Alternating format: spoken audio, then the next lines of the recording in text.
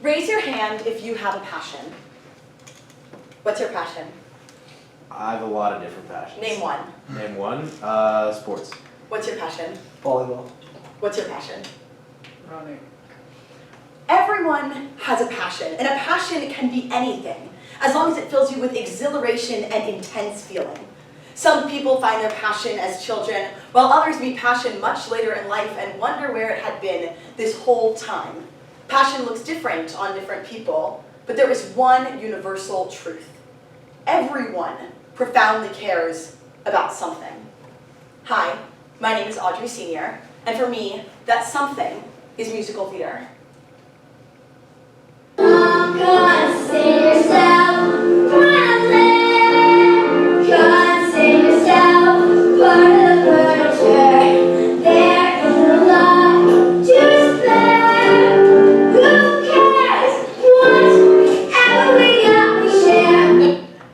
That's me, in the top hat, on May 31st, 2011. That was one of the happiest moments of my life, performing in my first musical. I loved the glow of the overhead lights, the costumes with sewn-on patches, the faces of the adoring parents in the crowd. When I think about why I love theater, this moment always stands out to me as the genesis of that passion. But only recently have I begun to think about what other attributes might have led to this love. I was born in Bryn Mawr, Pennsylvania in 2000. My parents are both graduates of Duke University and both hold graduate degrees from Yale. Moving to the Philadelphia suburbs as two attractive, young, white intellectuals, the world was set up for them. I began making music earlier than I can remember. I used to sit on the kitchen island in my house writing songs, and I choreographed musical numbers to the Jonas Brothers. My home, school, and neighborhood were my music playgrounds, and the world was mine to express myself with sound. And my world was white, and female, and upper class. The intersection between these identities, cultural identifiers, if you will, and my passion for musical theater are the subject of my exploration today. For my research, I've combined autoethnography with an analysis of Jennifer Lynn Stover's sonic color line, race and the cultural politics of listening in the US. Stover's book examines how white people subconsciously feel entitled to ownership over the soundscape of our world. This takes different forms, from teachers listening more to white students than students of color, to how black women statistically receive less help when heard screaming on the street, to how some white people become frustrated when they hear black people play rap music loudly in their cars. I'm applying this text, along with other scholastic works, to examine how my cultural identities impact my reception of musicals. Which brings us back to musical theater. Musical theater is inherently American, wealthy, and white. The original composers, directors, and stars were white, the content was white, and the only semblance of ethnic diversity were black-faced minstrels.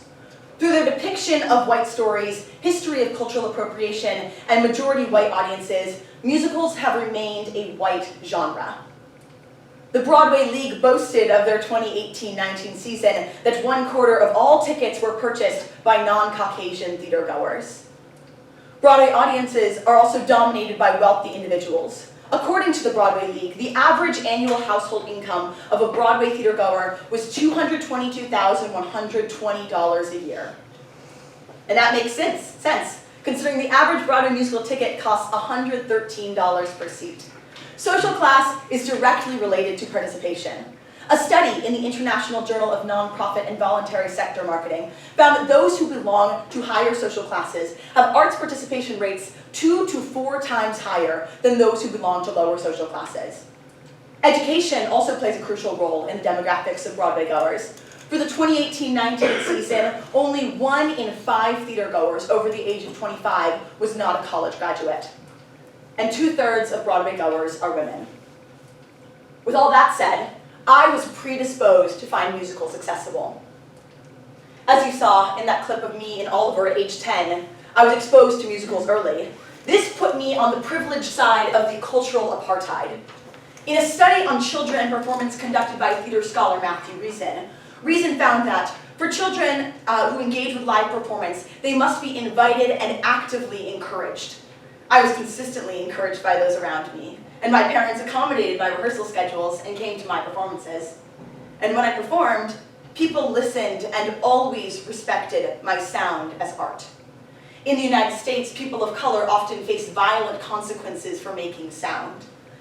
I wasn't affected by this violence because I produced white sound. My singing was passionate rather than ridiculously loud, and my voice was strong, not combative.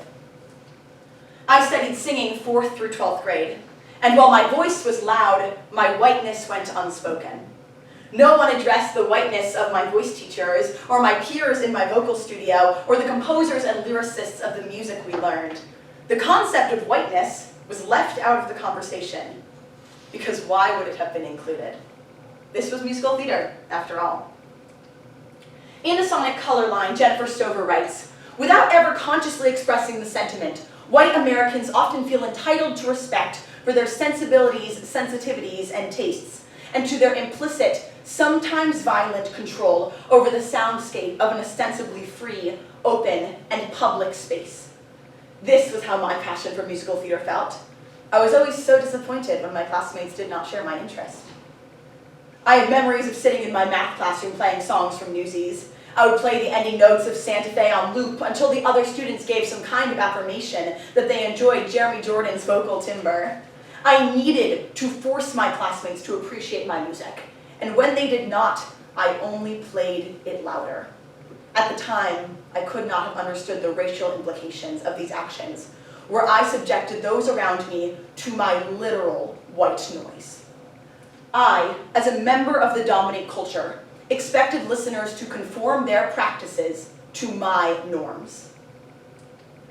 My quest to be heard speaking about musicals came to the forefront in my senior year of high school, when I wrote a 65-page paper about Sunday in the Park with George, my favorite musical.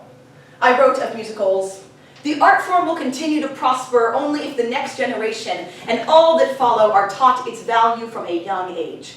This is a call to action. In order to understand the relationship between literary studies and the non-literary arts, we must revel in their intersections." How did I think teaching the academics of musicals would help the general populace appreciate the musical theater genre? Why was I making space for musicals about and for wealthy white people when so many crucial texts are neglected from the canon because they do not represent these cultural identifiers? At a high school surrounded by other educationally privileged individuals, no one countered this argument. My own research gap was my thesis, and I thrived in my ignorance. My whiteness was invisible and inaudible. Stover addresses how the inaudibility of whiteness stems from the belief that white representations stand in for people in general, rather than white people in particular. By making space for musicals in the Western canon, I was trying to welcome people into the form. I did not want these people to only be white or wealthy or educated. I've advocated for promoting diversity and inclusion in theater as long as I can remember. Yet, when it came time that I wanted to promote a wider appreciation of theater, I did not consider the place from which I was coming. And this is the crux of my predicament. When I set out to study musical theater, I did not understand my privileged perspective, assuming that the general populace had had a similar exposure to the form as I did, and they just didn't get it. When I set out to study musical theater, I did not understand my own exposure and how musicals were written for my enjoyment as an upper-class white woman. A part of me is disheartened by my conclusions. Are my societal advantages the root of my life's passion? Research seems to show me this is true. And yet, musicals literally saved my life. When I was a junior in high school, I suffered from serious depression. I felt lost. As an artist, I could not build connections, and no one seemed to understand the profound pain I experienced. The only thing I could connect with was Sunday in the Park with George, a 1984 musical about artist George Seurat. I saw myself as George in his alienation that was often self-inflicted. I devoted hours every day to listen to the soundtrack and considered every line. In all his fictionality, George was the real mirror of me, a reflection of my inner turmoil. When I survived through this time and emerged on the other side, I realized I needed to share this passion with others. I wanted to save lives through exposure to musicals, because this exposure had literally saved my life. But how do I rationalize this inherent privilege to think a wealthy, white, feminine art form could save the lives of people other than myself? I don't have the answers yet. And this time, I am not calling you to action. I am just asking you, and myself, to consider where our passion comes from. Is passion something intrinsic within you, or are you merely a product of your cultural identifiers? And if these cultural identifiers make you systematically privileged, what role do you have to question your passion and how you share it with others? Thank you.